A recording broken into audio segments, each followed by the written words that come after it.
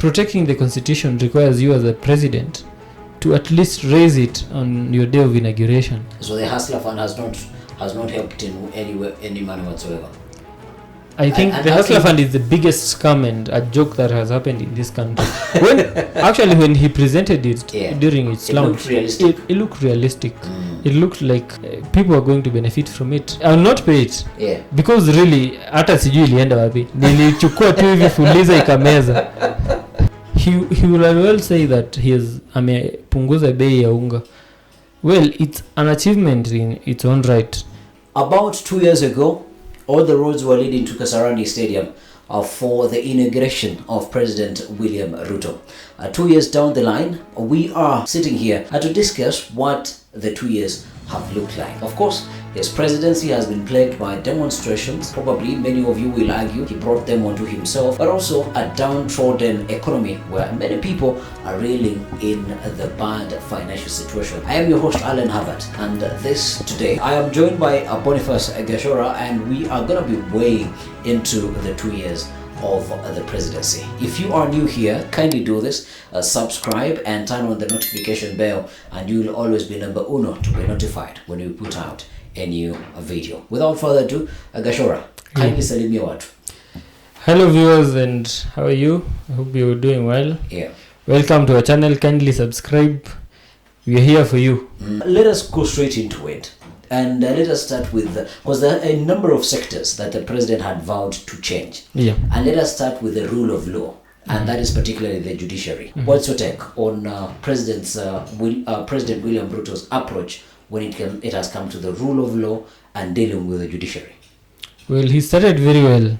On his first day, he saw in 6 Court of Appeal judges. But I think along the way, he lost track of his promise to the people. Picking on the judiciary, what really stands out for me in the judiciary is that the president should be first of every Kenyan to have respect for the rule of law.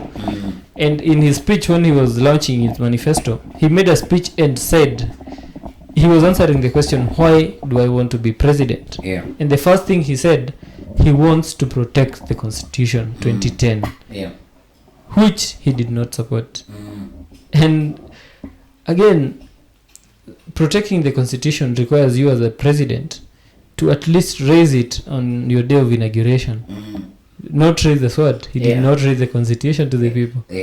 And these were clear signs that William Ruto is going to be an iron fist president. An iron fist and a president who uses the sword and not the Constitution. It has turned out to be true, according to me, in the last 2 years, what we've seen.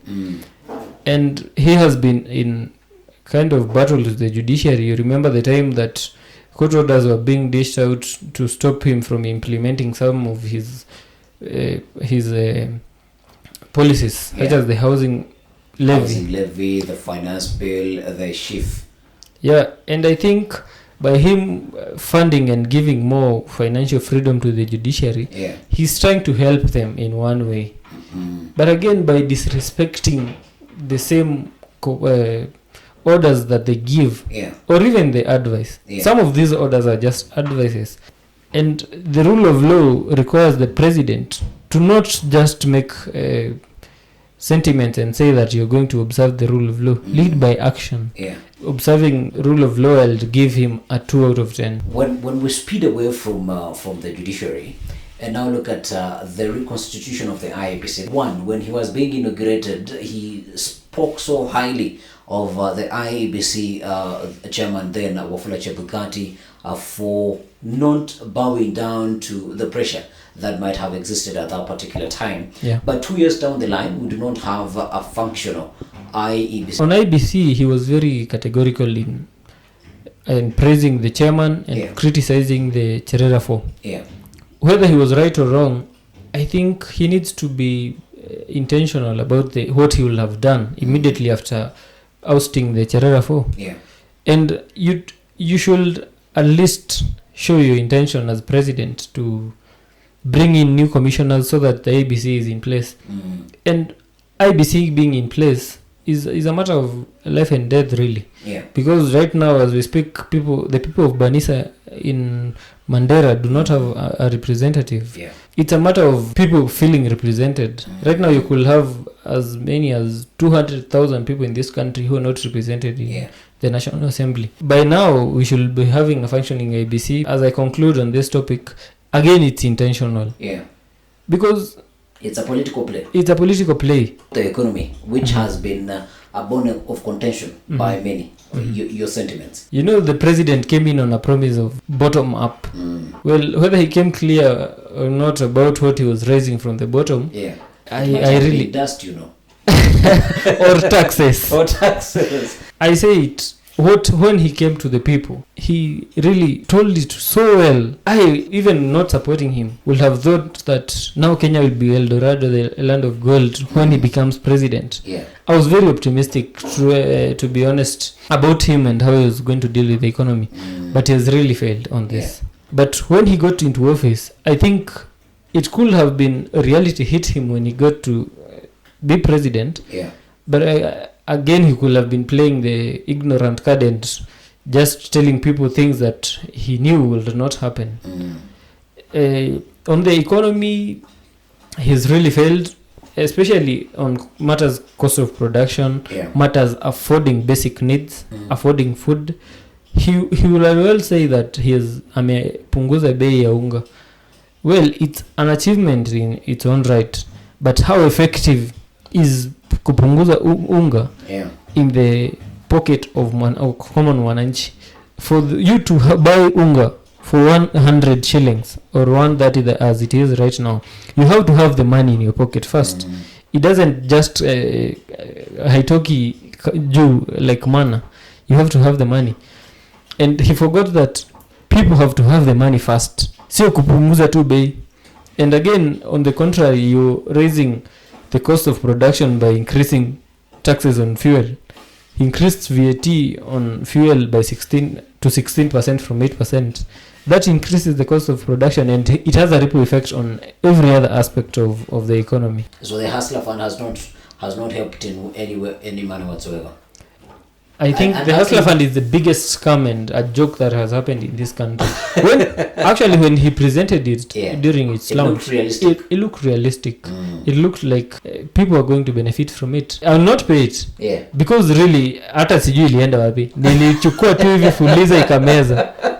When we speak about, he spoke about creating 100,000, 1 million jobs. Where is he at right now? The number of opportunities William Ruto has created so far, I think, is negative. Because but be kind to the man. The housing projects are ongoing. People are employed. How many people have been fired from their work? A lot of people have been fired. You remember Kenya Association of Manufacturers in 2023 gave a number of 70 people who are going to lose their jobs because of the policies the government was taking. Whether he is employed the 120,000 he's saying in the housing project, I don't know about if it's true or not, because the president and the truth really do not come along very well. I think people have lost more jobs than he has created. And the fact that he's now saying that we should try and go abroad, work there, it really means that the president had no intention of creating jobs here in the first place. As much as there could be people who are willing to go abroad and work there. But as a president, you do not advocate for that. As much as you're pushing it to happen, you do not come to us telling us that that's an achievement. It really is not an achievement.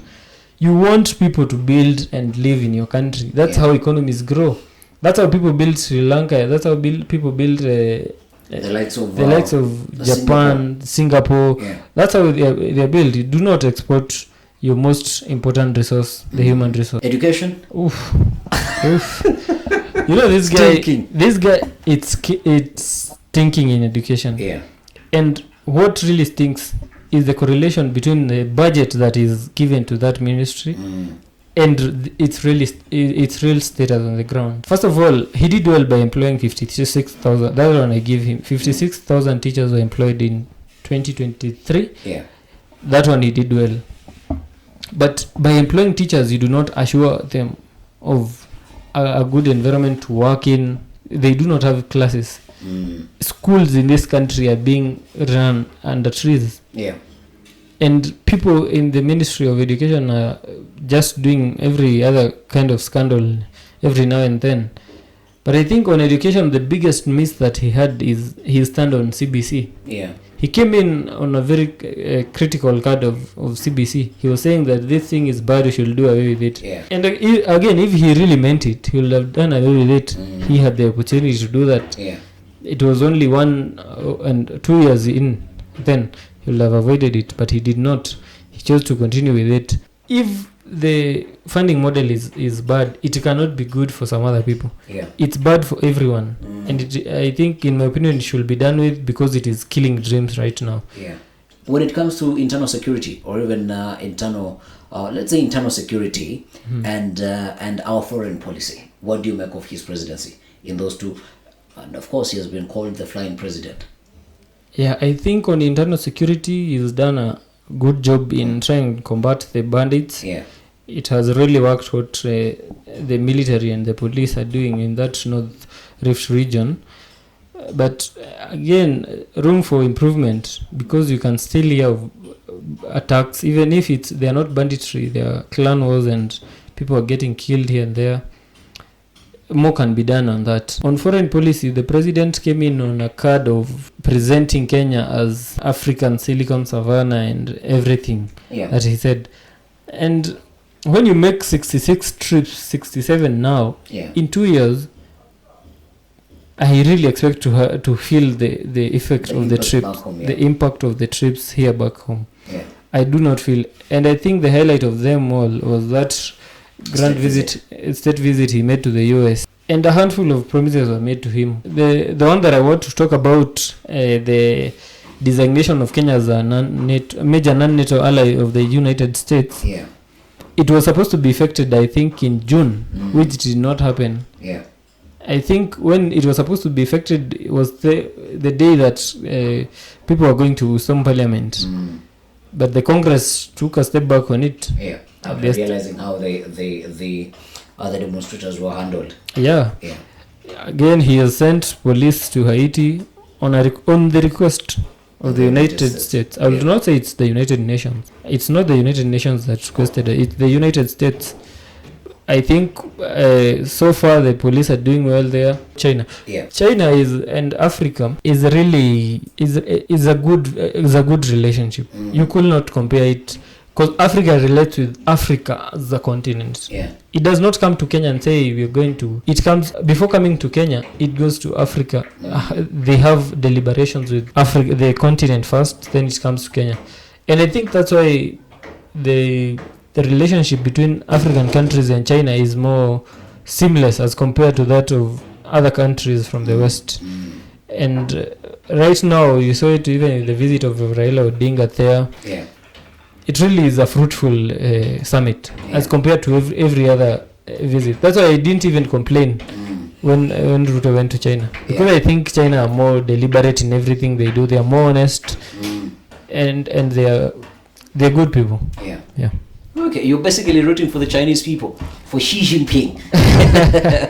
When we talk matters health, your take on how the president has handled the matters of to do with health. We had Susan Nakumicha as CS for health. We had the issues with the NHIF.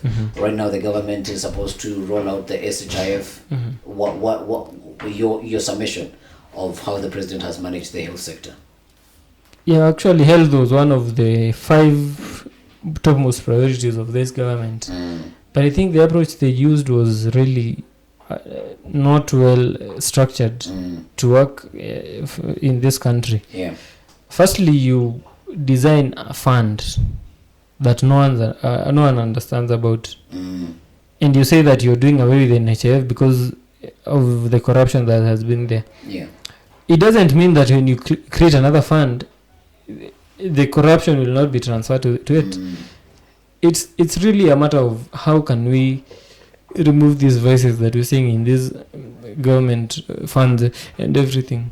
But they're focusing on the wrong things. Yeah. Creating a new fund, creating a new management, firing the staff and bringing in new ones. Yeah. And 2 years in, it's not yet it has not yet kicked off. Yeah. And I don't see it kicking off any soon because it's rule and constitutional. And you hear some names being mentioned there, businessmen Being being supposed to be in charge of this particular of state-led programs. Yeah, it's really unfortunate. You're joking with the lives of people right now. They removed ilikuwa inaitwa mama Lina Mama. Yeah. They removed it. These small things that are happening with that Linda Mama really touch a lot of families. Right now, people are forming WhatsApp groups to pay bills for mothers who have delivered. It's really unfortunate in this country. Yeah. And on let me say during that tenure of Nakumicha, Yeah. communication was also done very badly about she, first of all, about employment of interns. We saw the 60 plus days strike, or was it 50? It was supposed to be 60 days. Yeah, the strike. Yeah. Again, the practitioners, the nurses were saying they were going to strike, but they did not. I think health has been mismanaged in the last 2 years. A lot has to be done in the health sector to avoid future troubles. Yeah. And I think the new CS, I do not know her, but I hear she is a practitioner. She understands the field better. She has practiced in that field. Yeah. Let's see how she does. She should be a breath of fresh air. Yeah, she should try and do her best. Your entire summation of the Ruto presidency, what do you make of it, even as we're winding up? Oof, it's a mess. Everything that this government is trying to do, it's really turning out to be, they are not doing it intentionally to help the people. In addition, everything that they're trying to do right now seems not to get approval from the people. Comes the question of credibility. How trustworthy are these people in office right now? Yeah. They have messed that part with the people of Kenya, and it really is going to pose more and more problems from now going forward.